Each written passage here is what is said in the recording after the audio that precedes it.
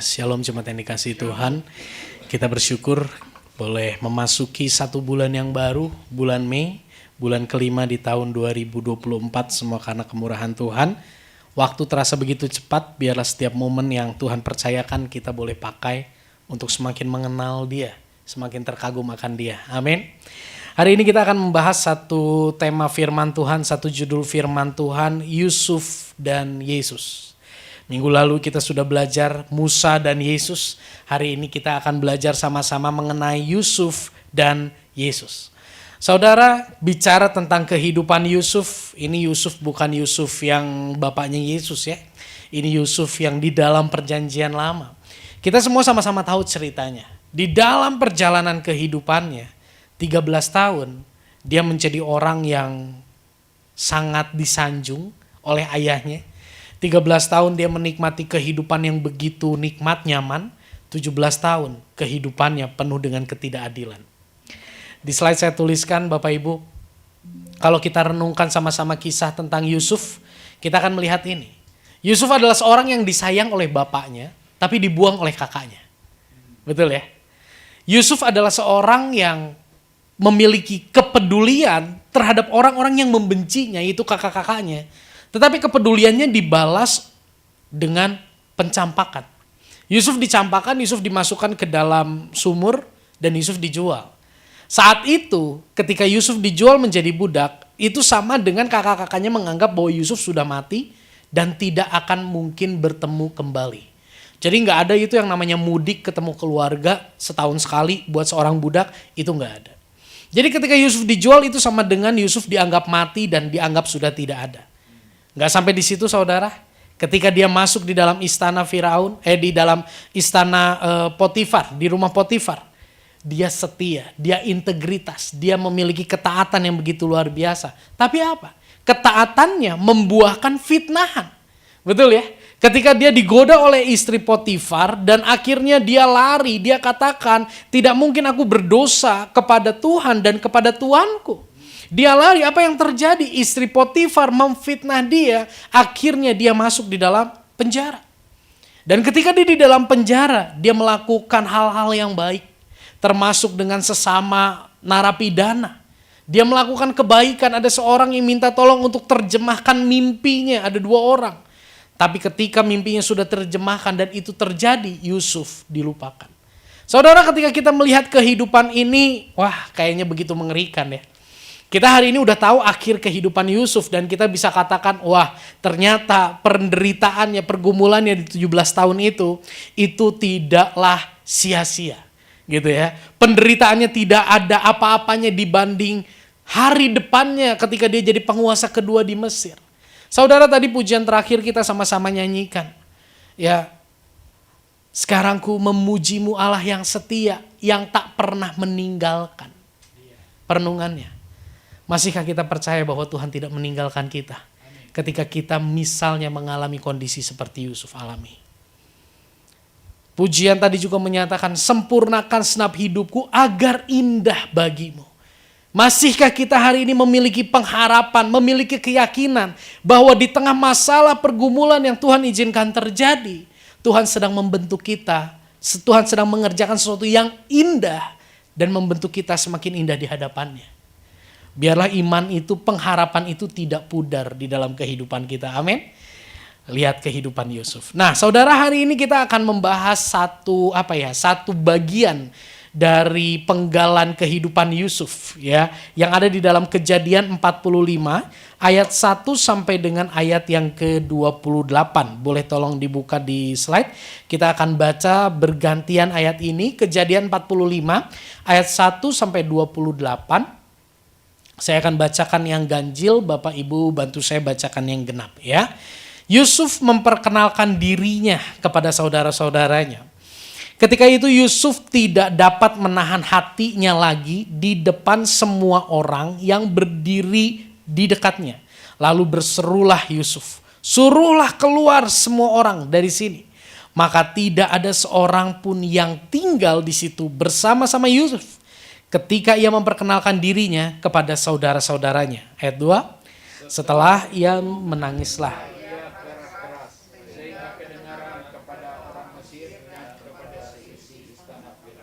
Dan Yusuf berkata kepada saudara-saudaranya, "Akulah Yusuf, masih hidupkah Bapak?" Tetapi saudara-saudaranya tidak dapat menjawabnya, sebab mereka takut dan gemetar menghadapi dia. Lalu kata Yusuf kepada saudara-saudaranya itu, "Marilah dekat-dekat." Maka mendekatlah mereka. Katanya lagi, "Akulah Yusuf, saudaramu yang kamu jual ke Mesir. Tetapi sekarang janganlah bersusah hati dan janganlah menyesali diri, karena kamu menjual aku ke sini. Sebab untuk memelihara kehidupanlah Allah menyuruh aku mendahului kamu. Karena telah 2 tahun ada kelaparan dalam negeri ini, dan selama 5 tahun lagi orang tidak akan membajak atau menuai. Maka Allah telah menyuruh aku mendahului kamu untuk menjamin kelanjutan keturunanmu di bumi, dan untuk memelihara hidupmu, sehingga sebagian besar daripadamu tertolong. Jadi bukanlah kamu yang menyuruh aku ke sini, tetapi Allah. Dialah yang telah menempatkan aku sebagai bapa bagi Firaun dan tuan atas seluruh istananya dan sebagai kuasa atas seluruh tanah Mesir. Segeralah kamu kembali kepada bapa dan katakanlah kepadanya, beginilah kata Yusuf anakmu, Allah telah menempatkan aku sebagai tuan atas seluruh Mesir. Datanglah mendapatkan aku, janganlah tunggu-tunggu.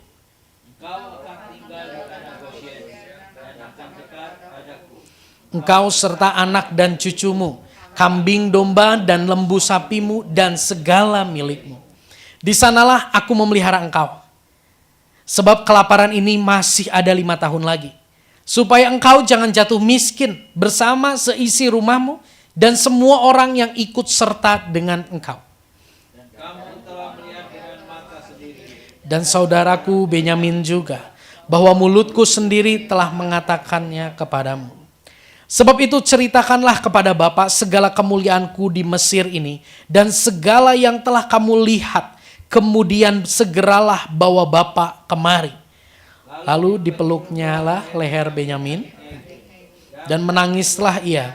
Dan menangis pula lah Benyamin pada bahu Yusuf. Yusuf mencium semua saudaranya itu dengan mesra dan ia menangis sambil memeluk mereka. Sesudah itu barulah saudara-saudaranya bercakap-cakap dengan dia. Ketika dalam istana Firaun terdengar kabar bahwa saudara-saudara Yusuf datang, hal itu diterima dengan baik oleh Firaun dan pegawai-pegawainya. Lalu berkatalah Firaun kepada Yusuf, katakanlah kepada saudara-saudaramu, buatlah begini, muatilah binatang-binatangmu dan pergilah ke tanah Kanaan. Jemputlah ayahmu dan seisi rumahmu dan datanglah mendapatkan aku.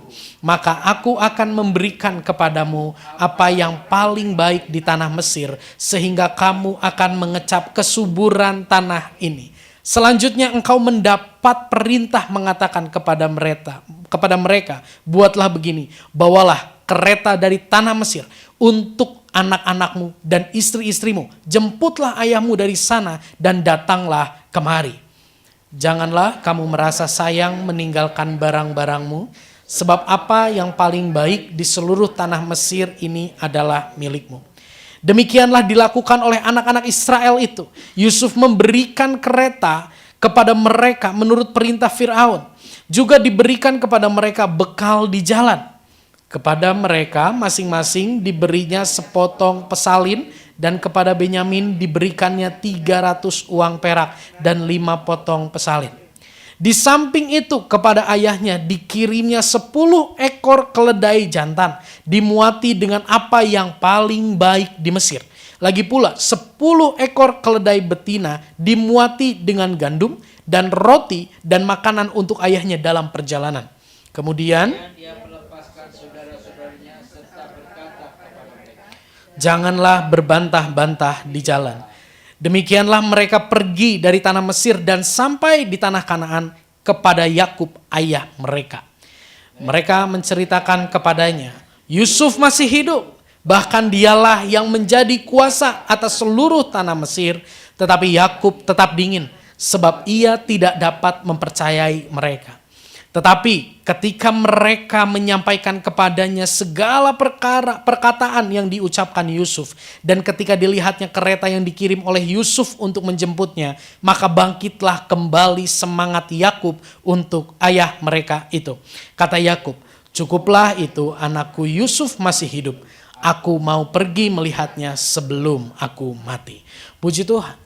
Lewat pembacaan yang panjang ini kita menemukan satu respon yang sangat plot twist. Plot twist menjadi satu adegan atau satu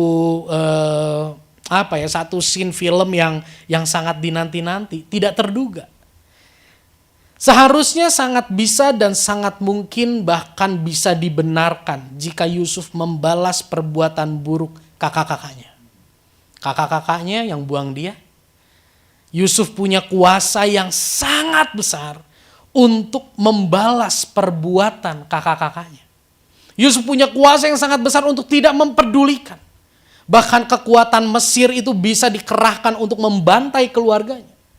Tapi dalam kisah ini, semua yang terbaik di Mesir diberikan oleh Firaun kepada Yusuf untuk dilimpahkan kepada kakak-kakaknya. Ini satu hal yang sangat luar biasa, saudara.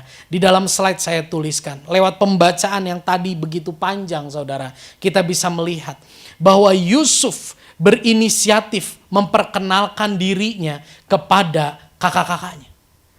Bukan kakak-kakaknya yang nebak-nebak siapa itu. Kakak-kakaknya sudah tidak punya keberanian untuk berkata yang macam-macam, karena saat itu kakak-kakaknya datang untuk meminta makanan. Kan kakak-kakaknya nggak tahu itu Yusuf.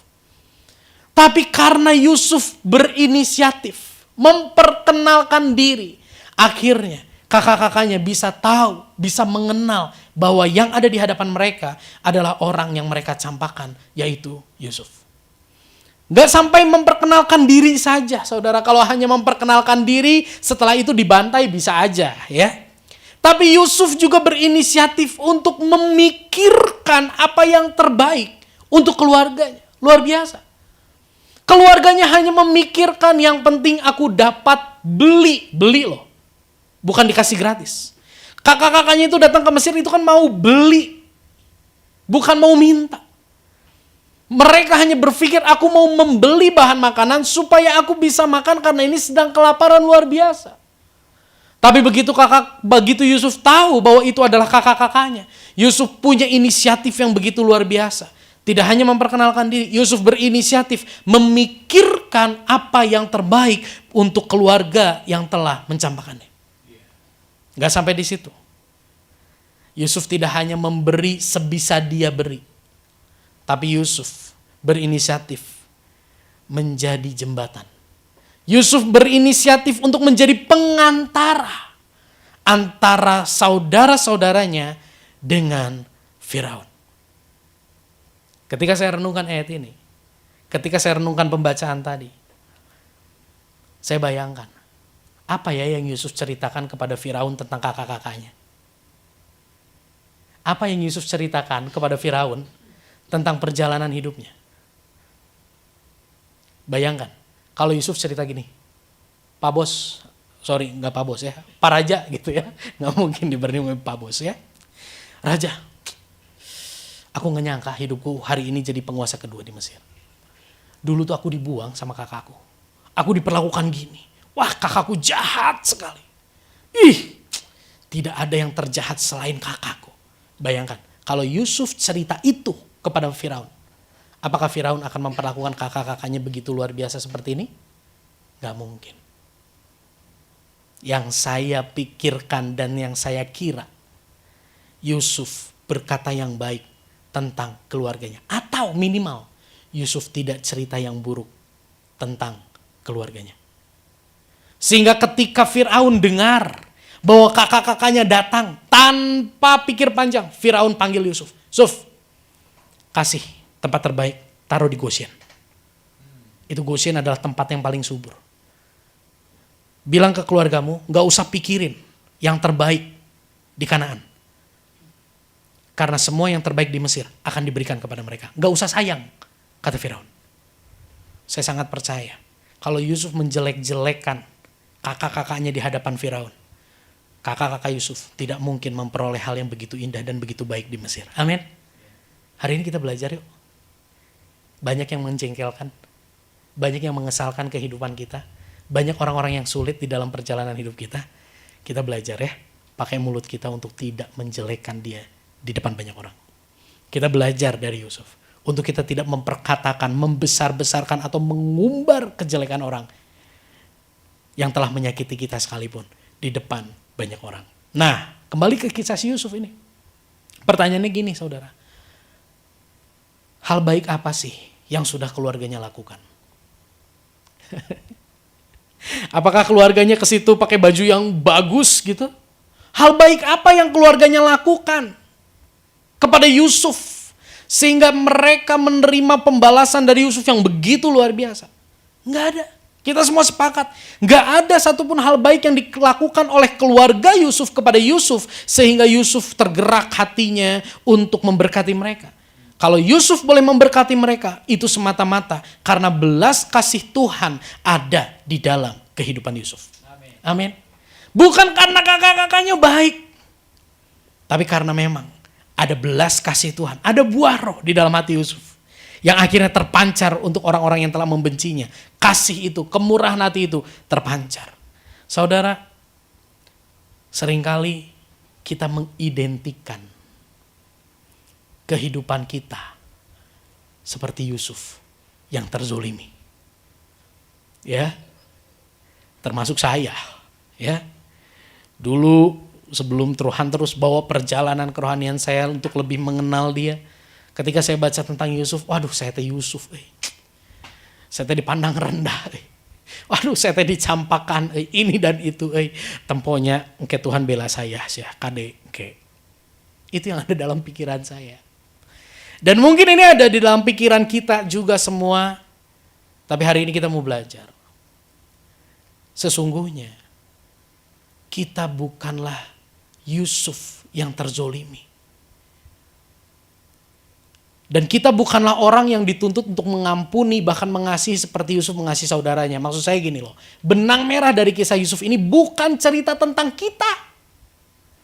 Tadi pujian pertama mungkin Bapak Ibu agak anehnya, aya lagu nu kieu ayeuna gitu.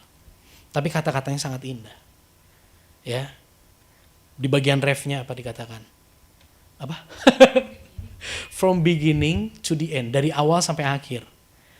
Christ, ya, cerita tentang Kristus memancarkan kemuliaan Kristus. Saya mau katakan bahwa di dalam kisah ini Yusuf menceritakan tentang Yesus. Kita lihat ya, satu ayat. Perkataan Tuhan Yesus. Perhatiin perkataan Tuhan Yesus. Ini kejadiannya waktu Yesus mati, bangkit, menampakkan diri kepada murid-murid. Dia bilang gini, Lukas 24 bilang gini, Yesus berkata kepada mereka, inilah perkataanku yang telah kukatakan kepadamu ketika aku masih bersama-sama dengan kamu. Yakni bahwa harus digenapi semua yang ada tertulis tentang kamu. Salah. Semua yang tertulis tentang aku, kata Yesus. Dalam kitab Taurat Musa, dalam kitab Nabi-Nabi, dan kitab Mazmur. Sampai berhenti di sini dulu. Ada di situ tulis kitab Taurat Musa. Kitab Taurat Musa itu salah satunya adalah Kejadian. Jadi artinya apa? Yang ditulis di dalam kitab Kejadian, tokoh-tokoh yang ada ditulis di dalam kitab Kejadian itu sebetulnya semuanya menceritakan tentang aku, kata Yesus. Ayat 45 bilang apa? Lalu ia membuka pikiran mereka sehingga apa? Mereka, murid-murid, mengerti kitab suci. Wow. Murid-murid tadinya gak ngerti itu kitab Kejadian itu nyeritain siapa. Murid-murid gak ngerti. Murid-murid gak ngerti itu kitab Keluaran itu nyeritain siapa. Mungkin, sangat mungkin mereka pun melihat itu sebagai kitab. Oh, kita gak boleh seperti itu ya, nanti dihukum. Hanya sebatas itu. Mereka mengerti hanya sebatas itu. Sebagai rangkaian cerita masa lalu yang harus diingat. Tapi mereka gak ngeh bahwa cerita itu, rangkaian itu menceritakan tentang Yesus yang hari ini ada di hadapan mereka. Bapak Ibu, kalau Bapak Ibu udah nonton satu film, ya. Endgame gitu ya. Avengers Endgame. Itu film cukup lama di bioskop. Banyak sekali yang nonton ya. Apa yang terjadi ketika misalnya 3 hari, 4 hari film itu udah tayang. Di Instagram itu banyak yang ngomong gini. Jangan spoiler. Jangan spoiler dong. Artinya jangan bocorin dong akhir cerita itu apa. Tapi orang yang udah nonton seneng banget spoiler. Bener gak? Kenapa orang yang belum nonton bilang jangan spoiler? Karena dia gak mau nanti waktu udah nonton dia jadi kayak tahu gitu akhirnya seperti apa. Itu kalau di dalam film. Ya, tapi di dalam kisah Yesus menerangkan kepada mereka, hey, kisah tentang Yusuf, kisah tentang Musa, kisah tentang Abraham, kisah tentang Ishak, kisah tentang Nuh, kisah tentang siapa lagi tokoh-tokoh, Daud, itu semua menceritakan tentang aku loh. Akulah tokoh utama di balik kehidupan mereka. Wow. Dan firman Tuhan tulis, mereka mengerti kitab suci. Bapak Ibu, Yesus dengan jelas menyatakan bahwa kisah Yusuf itu menceritakan tentang dia. Bukan tentang kita yang terzolimi. Dan lewat pembacaan tadi, saya urai. Firaun itu menggambarkan Allah yang penuh dengan kuasa, penuh kedaulatan, dan kudus. Menggambarkan ya, Yusuf itu menggambarkan tentang Yesus yang diperkenan oleh Firaun, oleh Allah. Dan siapa kita? Siapa kita? Indonesia? Bukan. Kita adalah kakak-kakaknya Yusuf yang begitu licik, yang begitu picik, yang begitu jahat, penipu, sombong, pembenci. Kita bukan Yusuf yang terzolimi. Kita adalah kakak-kakaknya Yusuf yang menzolimi. Seringkali kita berkata gini, aku tidak sejahat kakak-kakaknya. Ya, tapi mari saudara, kita renungkan. Sebelum lebih jauh, mari kita renungkan ini. Bagaimana perasaan kakak-kakak Yusuf ketika ada di hadapan Yusuf saat itu? Firman Tuhan tadi tulis, takut dan gentar. Ngandrek dek Bapak Ibu. Karena di hadapannya adalah orang yang dulu pernah dia rendahkan. Dan saya bisa katakan waktu itu kakak-kakak Yusuf mendapati hal ini. Tidak ada tempat persembunyian dari penghukuman bagi mereka. Betul? Wah Bapak Ibu, ini cerita ini itu kakak-kakaknya benar-benar sudah terkurung. Kalau Yusuf mau balas, itu tidak ada satupun tempat yang aman bagi mereka. Untuk bisa terluput dari penghukuman. Kecuali Benyamin. Karena Benyamin sangat adiknya Yusuf. Sangat dikasih oleh Yusuf. Gak ada satupun tempat yang aman bagi mereka untuk bersembunyi. Dan saya mau katakan, sesungguhnya bagi kita pun tidak ada satupun tempat yang aman untuk kita bersembunyi dari murka Allah. Saya katakan tadi, kita ini kakak-kakaknya Yusuf yang picik, licik, jahat, penipu, sombong, pembenci. Hati kita kotor, hati kita bobrok. Dan sesungguhnya tidak ada satupun tempat yang aman bagi kita untuk terluput dari murkanya. Apa? Kekayaan kita, persembahan kita yang banyak, rajinnya kita melayani, pengetahuan kita akan firman, status sebagai anak hamba Tuhan, apapun, itu tidak bisa menyembunyikan kita dari penghukuman Allah karena keberdosaan kita. Yang sering kali terjadi ini, kita memakai standar dunia untuk kebenaran kita. Dan saya katakan di situ, berhenti menggunakan standar dunia sebagai kebenaran kita. Seringkali kita katakan gini, aku mah tidak membunuh, jadi dia lebih parah daripada aku. Oh, semua orang langgar lampu merah, jadi aku ikutan langgar lampu merah, it's okay, gak apa-apa. Ya, itu merupakan bentuk-bentuk kita menggunakan standar dunia sebagai kebenaran kita. Semakin banyak orang yang melakukannya, semakin tenang kita melakukannya. Padahal kita tahu itu salah. Yuk berhenti pakai standar itu yuk. Atau kita membandingkan lingkungan dengan diri kita. Dia lebih banyak dosanya dari saya. Dia lebih banyak salahnya dari saya. Halo? Di mata Tuhan itu tidak ada dosa kecil, dosa besar. Ada 10 hukum Taurat. Ketika 9 bisa dilakukan dan yang satu kita bisa bilang gini, Tuhan udah 90% saya lakukan. Biarlah yang 10% kasihlah saya supaya saya bisa hidup lebih tenang, lebih nikmatin dikit. No. Tetap dihukum. Saudara, sadarilah. Tidak ada satupun tempat yang aman bagi kita untuk bersembunyi dari murka Allah. Kita lihat ayat ini. Kita baca sama-sama ya. Yeremia 17 ayat 9 sampai 10. 1, 2, 3. Hati manusia tidak dapat diduga, paling licik dari segala-galanya dan terlalu parah penyakitnya. Aku, Tuhan, menyelidiki hati, batin manusia kuuji. Setiap orang akan kubalas menurut tingkah lakunya dan kuperlakukan sesuai dengan perbuatannya. Wow! Siapa yang bilang hati manusia tidak terduga? Siapa yang bilang hati manusia paling licik? Siapa yang bilang hati manusia itu terlalu parah penyakitnya? Siapa? Tuhan. Aku Tuhan. Tuhan yang bilang hati kita licik. Tuhan yang bilang, Tuhan yang menyelidik dan mendapati hati kita parah penyakitnya. Tuhan yang menyelidik dan Tuhan yang melihat hati kita begitu licik. Dan di situ dikatakan di ayat 10. Setiap orang akan kubalas menurut tingkah lakunya dan kuperlakukan sesuai dengan perbuatannya. Artinya apa?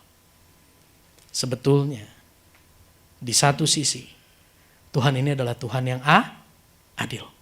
Dia membalas kepada kita sesuai dengan kelakuan kita. Dia menghukum kita sesuai dengan kejahatan dan kebobrokan kita. Tapi di satu sisi, Tuhan adalah kasih. Bapak Ibu lihat tanda salib di depan? Di sini ada tanda salib nggak ya? Di mimbar ya? Ada ya? Ada ya?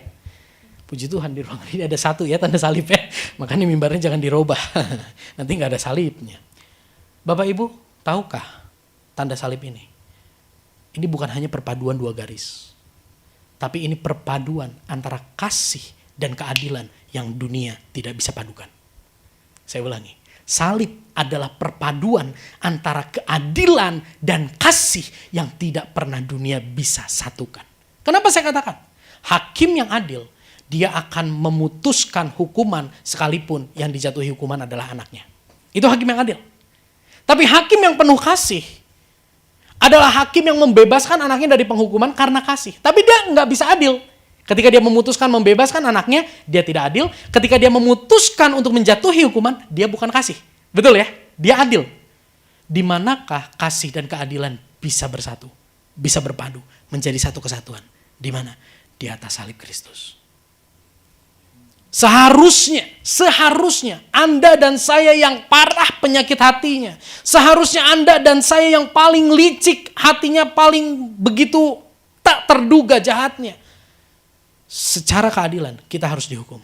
Tapi Allah adalah kasih. Apa yang Yesus lakukan? Yang Yesus lakukan, dia menggantikan Anda dan saya menanggung penghukuman karena kejahatan hati kita, karena kebobrokan hati kita. Amin. Saudara, kembali saya ulang.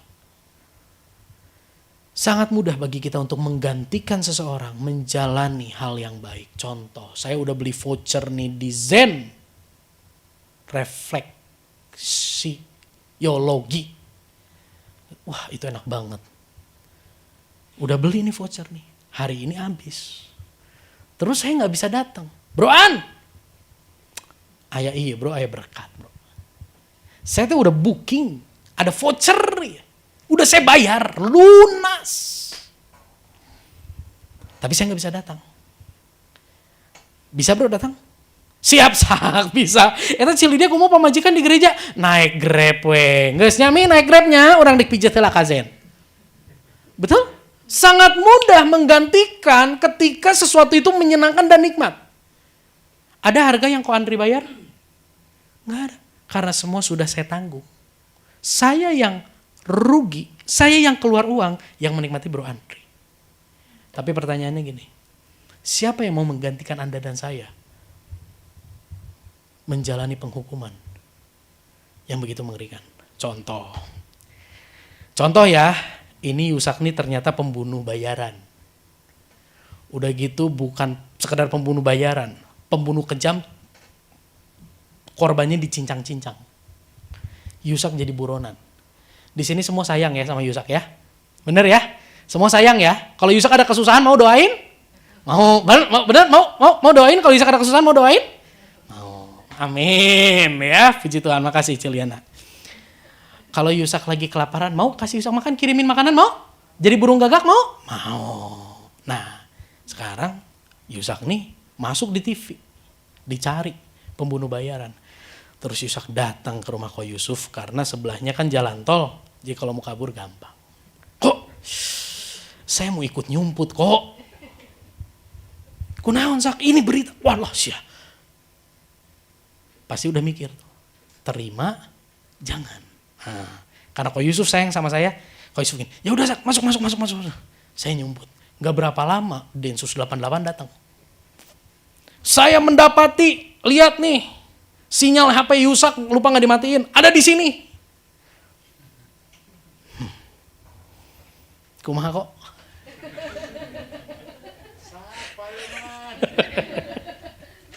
Oke, bisa nakam di sini.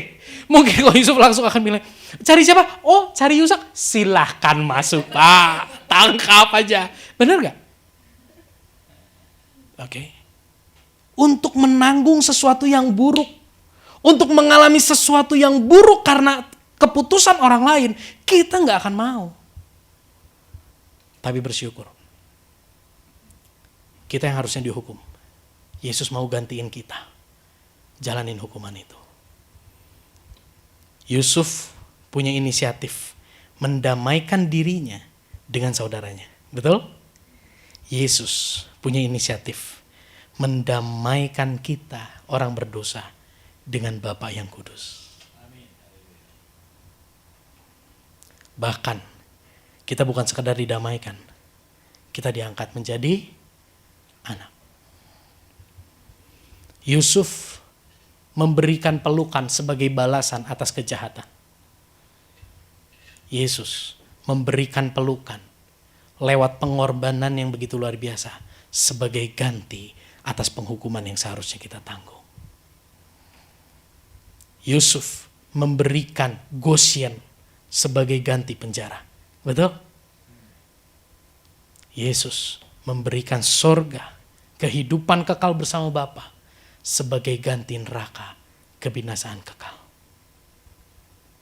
Yusuf menjadi jalan bagi keluarganya untuk menikmati fasilitas yang spesial dari Firaun. Yesus menjadi jalan bagi Anda dan saya untuk kita dapat menikmati status sebagai anak Allah. Kasih tepuk tangan buat Tuhan Yesus. Wow, ini satu kabar yang sangat indah. Biarlah perenungan ini membangkitkan semangat kita kembali dalam perjalanan hidup kita. Amin. Tadi di awal saya katakan, masihkah Anda percaya bahwa Allah sedang merenda, bahwa Allah sedang membentuk kita menjadi semakin indah ketika kita di tengah pergumulan? Mungkin hari ini Anda sudah ragu. Mungkin Anda sedang meragukan rancangan Tuhan yang begitu indah karena permasalahan yang begitu hebat. Tapi biarlah lewat perenungan ini kita sama-sama diingatkan dan kita sama-sama diteguhkan. Dia yang sudah menjadi pengantara, dia yang sudah menggantikan aku menjalani penghukuman, dia yang sudah menggantikan aku menanggung setiap konsekuensi penghukuman yang harusnya aku tanggung. Tidak mungkin dia membiarkan kehidupanku. Ingat saja, Anda punya anak. Sebelum anak Anda memikirkan untuk sekolah, Anda sudah tabung uang untuk anak Anda sekolah, betul? Tidak mungkin yang namanya anak tidak dipikirkan, tidak dipedulikan, tidak diperhatikan dengan sangat. Apalagi Bapa kita yang di sorga. Dan yang terakhir, bagaimana perasaan kakak-kakak Yusuf ketika datang menghadap Yusuf? Saya undang pemain musik. Mari renungkan. Bagaimana perasaannya? Penuh dengan intimidasi. Betul? Penuh dengan ketakutan. Penuh dengan beban, apalagi ketika kakak-kakaknya ketika Yusuf memperkenalkan diri, wah itu beban makin berat. Intimidasi begitu hebat. Tapi hari ini, kita tahu apa yang sudah Yesus lakukan bagi kita. Dan biarlah itu mendatangkan sebuah kemerdekaan bagi kita. Untuk kita datang kepada Dia. Kakak-kakak Yusuf dalam pergumulan yang berat. Datang kepada Yusuf dengan intimidasi. Apalagi ketika Yusuf memperkenalkan diri. Tapi hari ini kita sudah tahu apa yang Yesus lakukan. Mari datang kepada Dia. Dengan hati yang merdeka. Di tengah masalah pergumulan yang begitu hebat, yang begitu berat. Datang kepada Yesus. Dengan hati yang merdeka. Karena Dia sudah melakukan yang terindah bagi kita. Ibrani 4 ayat 16. Sebab itu marilah kita dengan penuh keberanian menghampiri tahta kasih karunia, supaya kita menerima rahmat dan menemukan kasih karunia untuk mendapat pertolongan kita pada waktunya. Iman kita kepada Yesus bukanlah sebuah jaminan kita akan terbebas dari masalah dan pergumulan. Tapi iman kita kepada Yesus itu memberikan kita keberanian. Memberikan kita kemerdekaan untuk kita datang kepada Dia di tengah pergumulan hidup kita. Saudara, di dalam Yesus permasalahan itu begitu indah. Allah izinkan 17 tahun Yusuf tertindas. Ternyata di balik itu semua, di 17 tahun itu Tuhan membentuk Yusuf. Tuhan mempersiapkan Yusuf untuk menjadi pemimpin dan kehidupannya supaya dia boleh menjadi berkat. Permasalahan pun Allah izinkan kepada kakak-kakaknya Yusuf, yaitu kelaparan. Lewat permasalahan itu, kesombongannya dihancurkan. Seringkali kita gak sadar ya kita sombong. Ini yang ngomong di depan ini orang sombong. Orang tua dari yang ngomong di depan ini udah ngomong, Yusa kamu tuh sombong. Tapi gak sadar. Lewat sakit, lewat masalah, saya disadarkan saya sombong. Kakak-kakak Yusuf diizinkan mengalami kelaparan. Dan kesombongan mereka dihancurkan. Dan melalui permasalahan kelaparan itu, mereka mengalami ketulusan kasih Allah lewat kehidupan Yusuf. Amin. Jadi hari ini saya gak tahu tujuan Tuhan di balik masalahmu yang berkepanjangan itu apa. Bisa Tuhan sedang mempersiapkan engkau seperti Yusuf. Bisa Tuhan sedang menghancurkan kesombonganmu. Tapi mau yang seperti Yusuf atau seperti kakak-kakaknya, dua-duanya perlu kekuatan. Dua-duanya perlu pertolongan Tuhan. Dan firman Tuhan katakan, lewat pengorbanan Yesus, mari, ayo. Dengan penuh keberanian, dengan hati yang merdeka, dengan hati yang terbebas dari intimidasi, kita datang kepada Dia untuk kita boleh memperoleh pertolongan tepat pada waktunya. Seringkali hal yang terjadi adalah kita merasa, Tuhan aku udah banyak gagal Tuhan. Aku udah banyak ngecewain Tuhan. Dan akhirnya kita gak mau datang sama Tuhan karena kita malu. Tapi hari ini kembali saya ingatkan. Sebobrok, sekotor, senajis, sejatuh, sejauh apapun, Yesus mengasihi Anda dengan sempurna. Datang dengan perasaan merdeka. Anda bukan anak angkat, tapi Anda diangkat menjadi anak. Anak angkat sama anak angkat sama diangkat anak, itu ada perbedaan yang sangat tipis. Anak angkat masih punya batasan. Tetapi ketika diangkat menjadi anak, menerima kuasa sebagai anak, tidak ada lagi batasan. Mari, jika saudara Yusuf penuh dengan ketakutan menghadap Yusuf dalam kesesakannya, tetapi oleh karena kasih Yesus bagi kita, kita tidak perlu takut untuk menghadap. Kita tidak perlu ragu untuk panggil dia Bapa. Kita tidak perlu takut dan ragu atau malu berseru bahkan mengadu dalam kesesakan kita kepadanya. Kenapa? Bukan karena kita hebat, tapi karena apa yang dia sudah lakukan bagi kita itu memerdekakan kita. Amin. Yesus adalah Yusuf yang sempurna. Kita tundukkan kepala, kita berdoa.